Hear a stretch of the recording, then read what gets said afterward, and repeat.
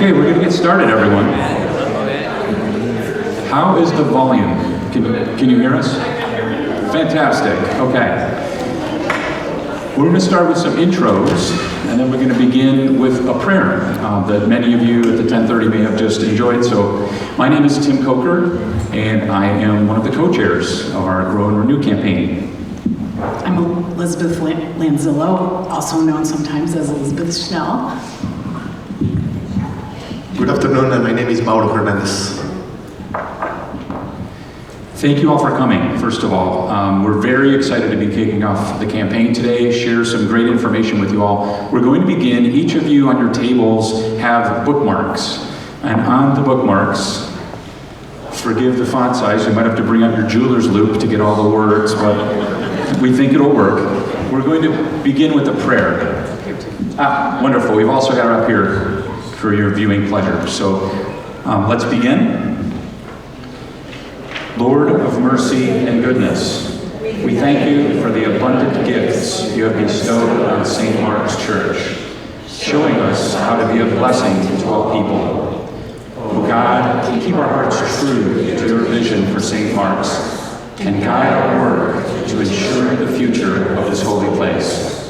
Holy Spirit, as we reflect on your presence in the life of this church and in our own lives, we ask you to bless, direct, and inspire our leadership, our campaign team, and donors with the courage and determination for the work ahead, so that St. Mark's may serve as a beacon of your light to all who search for it. We are your hands. In Christ, may we come together in prayer and in service as we grow and renew our church for the future. Amen. Wonderful. Thank you all. So, Mauro is going to be doing the entire 1 o'clock himself, so he's going to leave Elizabeth and I to do the slides for you today. We just have some information to share about the campaign overall, the team, the themes and the messaging of the campaign, some of the projects. We have some additional information to share about the projects, and then key dates and next steps that you'll be seeing throughout the next several weeks. And then we'll have an open Q&A where folks can come up and grab the microphone if you'd like. If you have any questions, we'll answer. Okay, Elizabeth, why don't you take us through the team? So first of all, we have a wonderful team, and I feel lucky to have worked closely with two people in the parish that I had never met before, Tim and Mauro. Karen Hill is our campaign worker coordinator, and many of you in the room have volunteered to help, and so you know Karen. Beth Kwas and Gemka did our prayer that we just did and have given us a sort of undergirding of prayer that we really need for such a big undertaking. And Javier, to Tim's right, is responsible for all the communications that you've been seeing and hearing around the church, and there will be more to keep this campaign alive in everyone's minds while we go forward. And then we work closely with our wardens, Patty and Andrew. Okay, so let's unpack a little bit the themes and the messaging of the campaign. So you've heard a lot about the Grow and Renew themes, and as Father George talked about in today's sermon, St. Mark's is a welcoming, vibrant, inclusive, multi-generational, multicultural community, and it's really in that spirit that we're launching this campaign so we can do more of the wonderful things that our parish community does.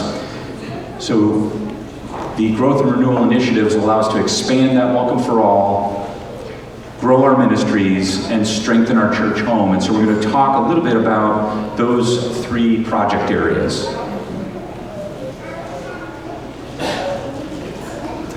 So the first part is expanding our welcome, and this focuses on the focal point of our narthex, which is often the first place that people see when they walk into the doors of St. Mark's, and we use it not only as a sort of gathering place before the services begin, but we have receptions there. It's just a real crossroads for our church, and unfortunately does not really currently reflect the beauty of our architecture outdoors or the welcoming of our beautiful worship space. It's kind of got some leftover elements from decades ago, but even more importantly, our church has not become ADA compliant. There's no way currently for someone who uses a wheelchair or needs, assistance mobility-wise to get from the narthex level up to the level of the library and office. And so we've always wanted to make that more of a seamless transition. So that's a big part of this project, is to install a lift that would be from the narthex level up to the hallway that's between the church and the library part. And that would utilize not all of, but most of the space that's in the coat closet, which I like to call the junk drawer, because it usually has the lost and found, it has extras of supplies, and it's not fully functional as a coat room anymore, so it's going to be the space. So behind the doors, where Tim's pointing, will be a state-of-the-art lift. And that will really bring us up with the times that we can offer that accessibility to our church. And we've got that rendering on the poster up front here by the t-shirt, so if you'd like a closer viewing or have any questions about it. Just a note, we didn't want to just do DIY guesses of what these projects would cost. So we did engage an architect, and that's how we came up with the estimates for the projects the capital projects that you'll see. And while those are not the final, we hope that we can outperform that budget, right? We can get bids that'll be lower. We think that it's a nice conservative number that's realistic for us to hit these projects. So we'll certainly be endeavoring to be good stewards of your donations on the actual project. One of the other things I wanted to point out here is, as everyone knows, we have the choir loft above the narthex, and that limits how high the ceiling can be. And so that tends to make the space feel sort of closed in. So one of the elements that we asked the architect to include in the plan is much better lighting. And you can kind of get a sense of that from this rendering, that there's going to be ceiling fixtures as well as some, I guess you call them can lights, I don't know, a modern version of that. But it will be much brighter and airier in there. And that's been one of the sort of downsides of the way that it's designed right now. So we think it's going to be much more attractive and welcoming, and hope it looks even better than in this drawing. Okay, growing our ministries. This is an important one. So, in Father George's sermon, we heard about really living the fundamentals, right, and expanding the wonderful ministries that our parish community does. One way to do that is to look at our finances and see how much of it is locked up in debt, and what could we do with offsetting and paying off that debt and putting those into our budgets to do further ministries. And so $323K is earmarked to be paid off before we would have to refinance that debt. And given the interest rate environment that we're in, it would undoubtedly be at a higher interest rate. So we're looking to take the wonderful donations, retire that debt, and by doing that, we would free up over $65,000 in annual budget, which is a lot of good can be done with that amount of money. I do want to mention too, I've been member of many, not many, but several churches in my life, and I've never been at a place that really is so transparent. You'll see oftentimes in the bulletin the full financials, right? And we have a wonderful finance committee that works with the vestry team. And we've already paid down over $2 million of debt since 2003. So this church is on it financially. We've got, we're blessed to have some really talented financial professionals. And this is a way to get after it even more and free up some of that money for ministries. The third part is strengthening our home. And I'm not going to read this slide to you, but I want everyone to know that there are some costly repairs on the horizon.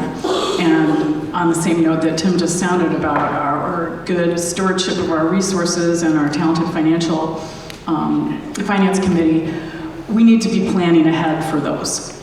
And so part of the funds raised from this campaign will be set aside for towards two really large projects that are on the horizon. One is some expensive masonry repair to the exterior, the type of thing that if we don't address it, it could get worse. And then our boilers are nearing the end of their life, and they've been well maintained and they're running strong, but it would just be unwise to be surprised by that sometime in the next few years, the need to replace them. And because expenses like that would literally swamp an annual budget, they really belong in a capital budget, and so that's going to be the seeds of a reserve fund for some high-end capital expense. And then we've got the exciting concept of a stretch goal. So, what does that mean? So we have a $675,000 goal. That would be victory, reaching that 675. But we think, due to the generosity, some of which we've already seen in some of the pre-giving and the wonderful energy we're seeing, including the attendance of today's coffee hour, we think we could beat that. And so we would like to put a stretch goal out there to say, what if we could, get that thermometer above 100%, if you will. We think we can do that. And so what we've done is set a target of the 675 and a stretch goal of an additional $175,000, which would be a total of $850K. With that amount of money, and this is where we'd have some discernment, but we have identified a few target options, we could do some additional things, such as add an exterior access ramp on the south entrance of the office, which would really improve the situation for, again, folks that need some accessibility. Instead of going up the stairs and being on a rather small patio and then getting through the door, it would be a much smoother experience. So that's one of the things we could do if we got to that stretch goal.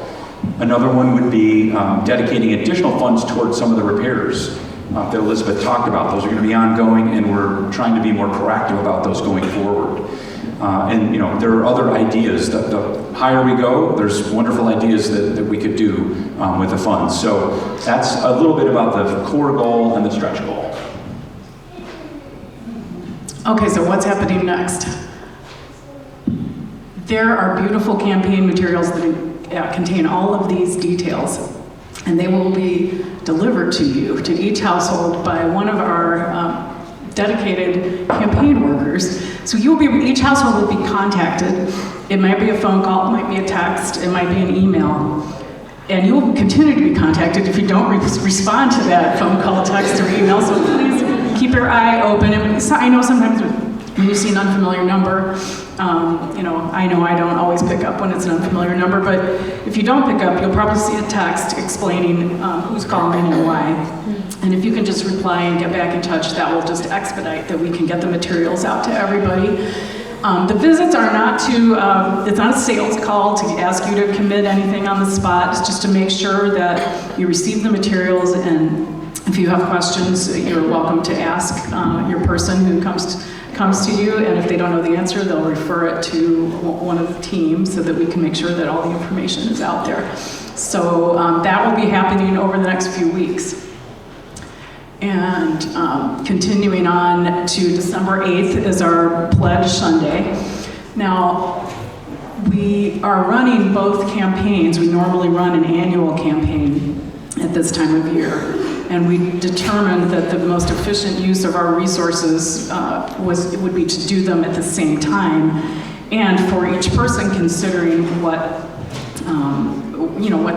they are able to contribute, to be able to consider those two pledges at the same time instead of 6 months later. So we strongly urge you to consider your normal annual giving, your commitment to the annual campaign first, and then consider what additional contribution that you could plan to make over the 3-year period. The capital campaign is a 3-year campaign, and you can spread the donation over those 3 years, whatever makes sense to you. I do want to make one note about that, which is to mention the debt, which is due, that the bank loan payment is due in June of 2026, which is literally halfway through the 3 years. So we are just asking people to consider, if they are in a position to kind of front load your contribution, that it would come to St. Mark's in the first half of the 3 years, rather than in the last half. That will help us that much more to be sure that we have the funds in place. I talked about capacity utilization in my sermon, and because we're using the basement right now, so the confirmands are going to go to the basement with Joyce.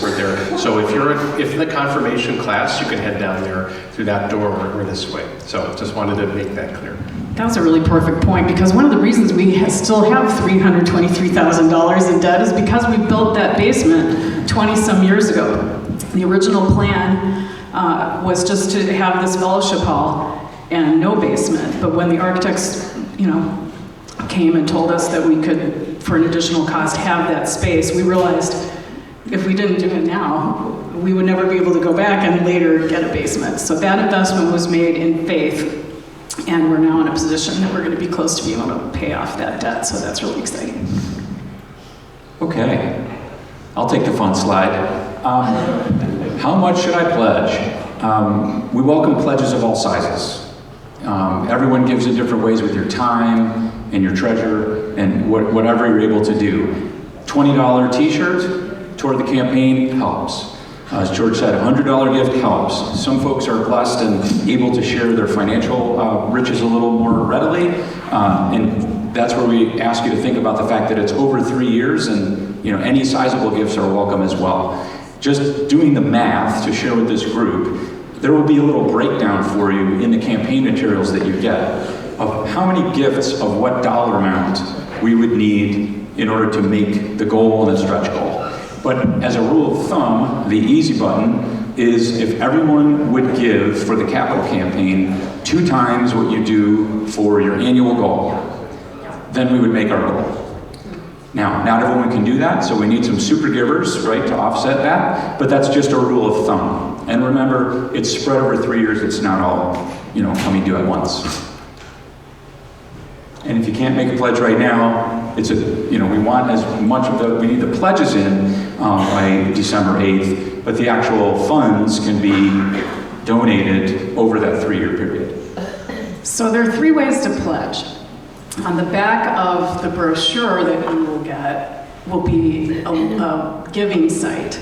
And I like that site because it has a pledge calculator where you can play around with the frequency that you want to give and how much you want to give over that 3-year period, and then it will help you calculate a pledge amount.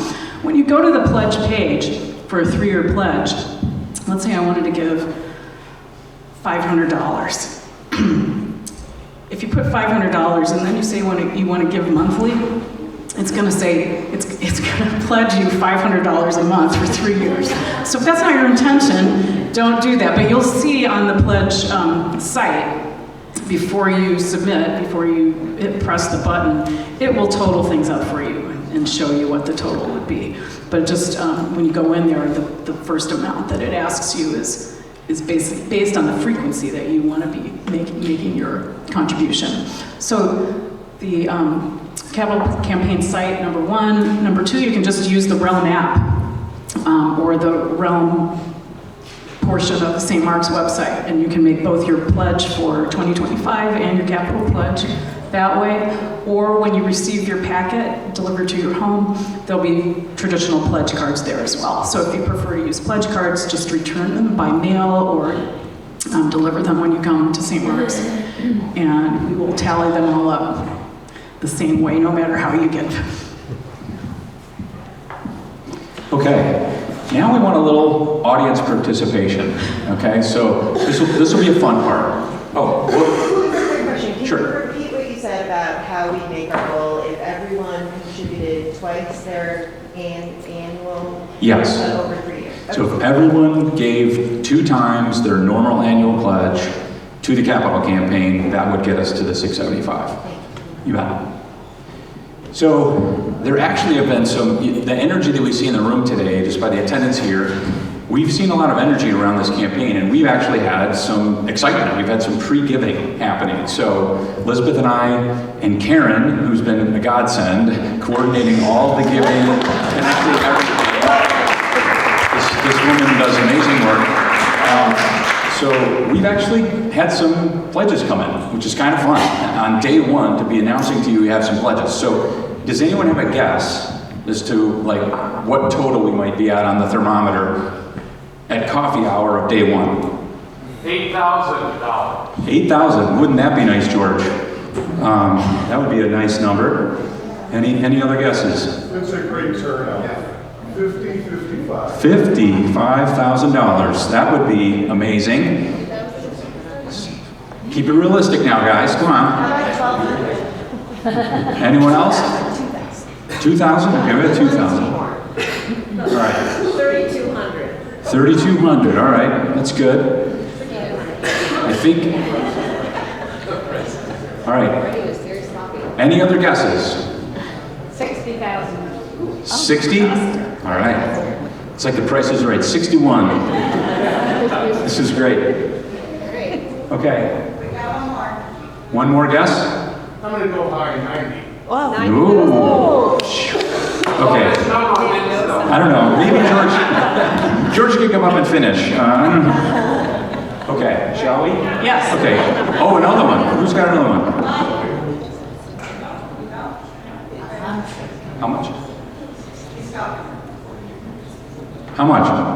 $124,000. 124. Maybe this game wasn't a wise way to start. It's been great seeing you folks this morning. Okay, now I want everybody to do a little drum roll on your table.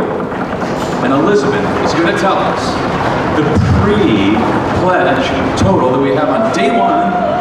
It's $207,595.97. Amazing. But we have a ways to go, so that's really exciting for everybody to join in and build on this great foundation that we have so far. Yeah, it's wonderful inspiration to keep going, right, to 675. And with that kind of a start, I think the 850 is in reach, realistically. So just keep praying, keep spreading the word, and we're here to answer any questions that anyone has today, first and foremost.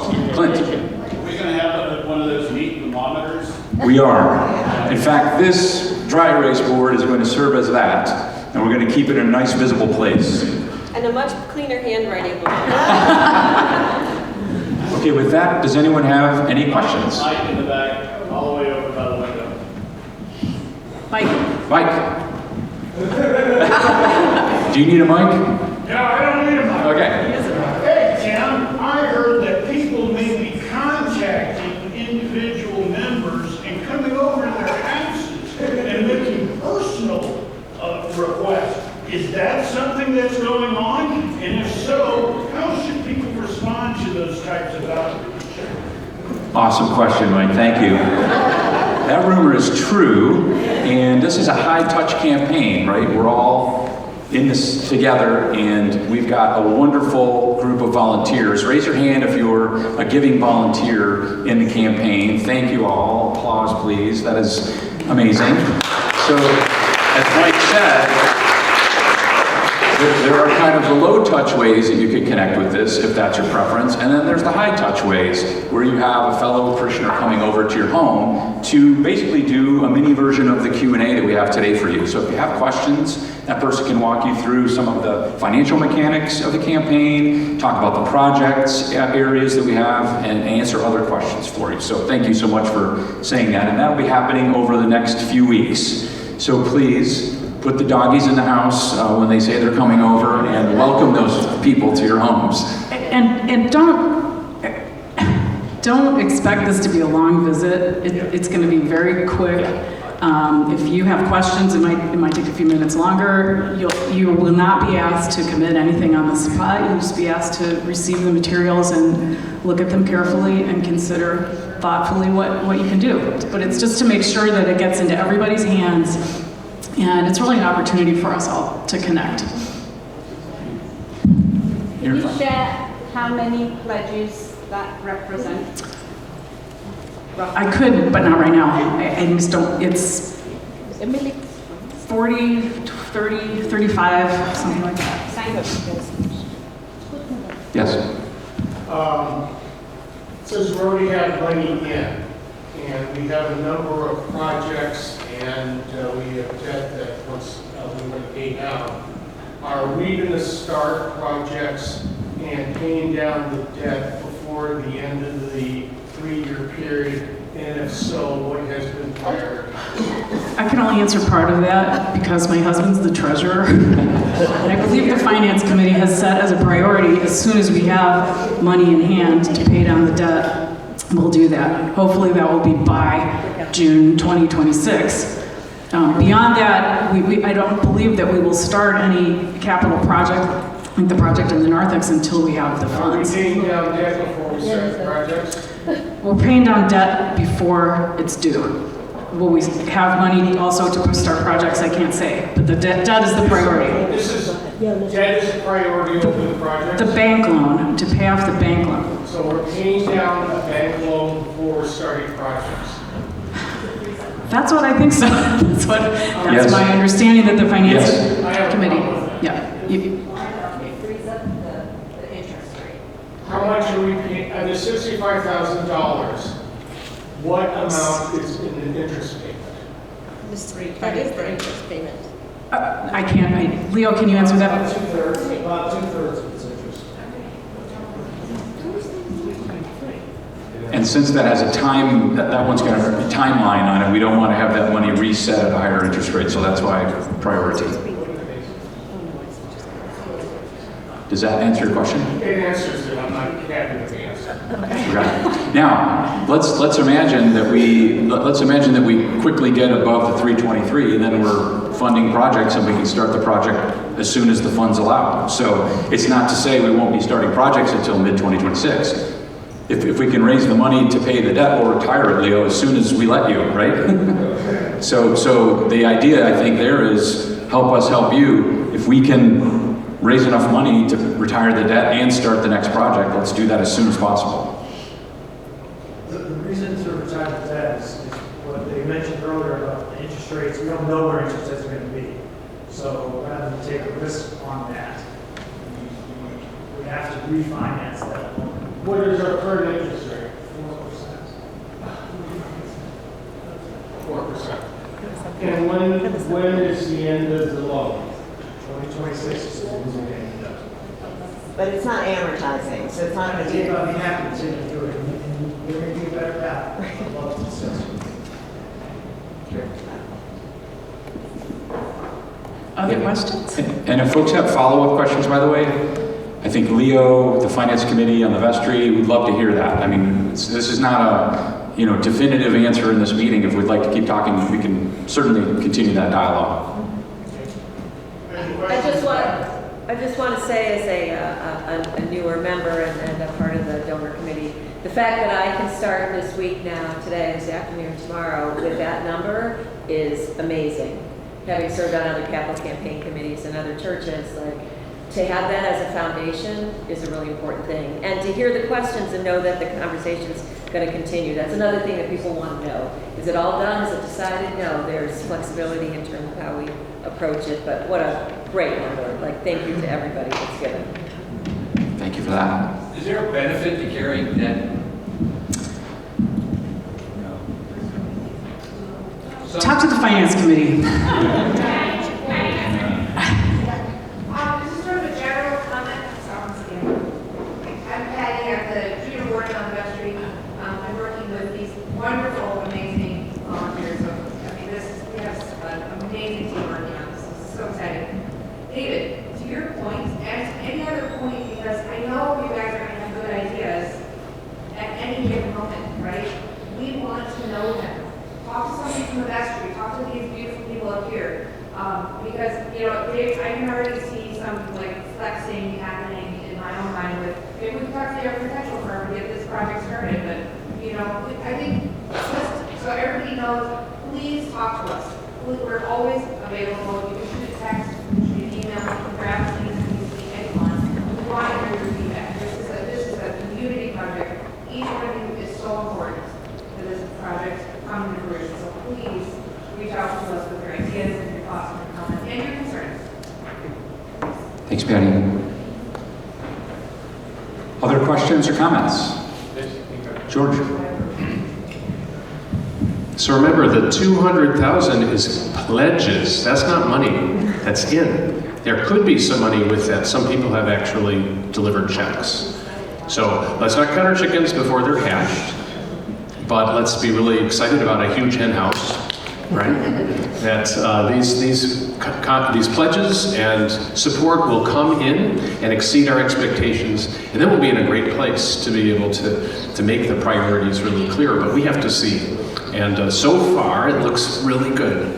So thank you, everyone, for your giving so far and your plans to give. George, so just to be clear that 2007 is pledges to the capital campaign. Yes. Over and above any personal pledge. pledge for the year? We haven't even counted those yet. This is for the capital campaign. Yeah, just for the capital campaign, the 207. Correct. That's plan. Okay, any other questions?